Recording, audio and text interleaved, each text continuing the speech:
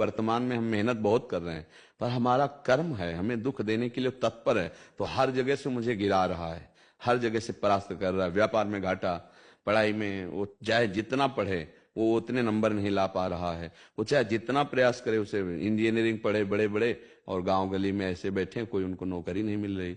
कितने ऐसे बहुत बुद्धिमान हैं लेकिन खाने पीने तक की व्यवस्था सही नहीं है। कितने ऐसे हैं कि उनको ज्ञान नहीं, बिल्कुल बुद्धिमंद भी है लेकिन वो कार में चल रहे हैं, भारी व्यवस्थाएं हैं।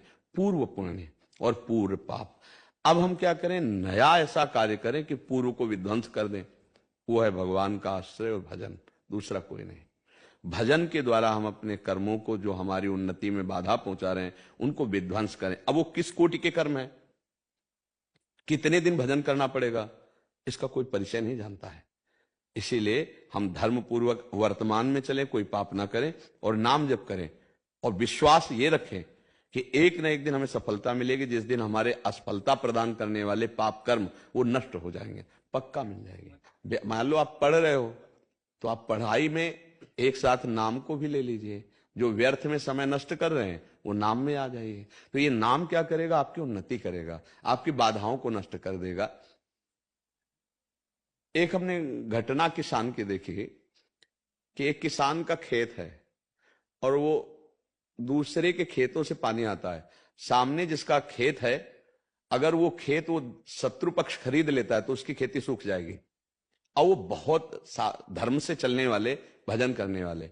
अब वो लोग गए और उस जो खेत बेच रहा था शत्रु पक्ष, उसका जाकर के बोला जितने तुम लाख हजार बोलोगे हम देंगे, लेकिन खेती हमें दोगे। और वो पक्ष जो इतनी क्षमता नहीं रखता था, अगर उसको वो खेती ना मिले तो उसका खेत सूख जाएगा। और वो धर्मात्मा पुरुष है, उसके पास उतना धन नहीं है। और उसने भगवान से प्रार्थना की कि भगवान आप जानते हो कि अर्थ है नहीं, और अगर वो खेत नहीं मिला तो हमारी खेती सारी सूख जाएगी, वो पानी नहीं आने देगा। जानते हो वहां से उत्तर आया था, जब आदमी भेजा गया था तो ये उत्तर आया था कि इनके घरों में संत जन भोजन करते हैं, ये धर्म से चलते हैं, अगर ये हमको पैसे ना भी देंगे तो खेती इन्हीं को लिखाएंगे हम। वो व्यक्ति जाकर के उनको काफी पैसे बढ़ाकर दे रहे, उन्होंने उनको नहीं दिया।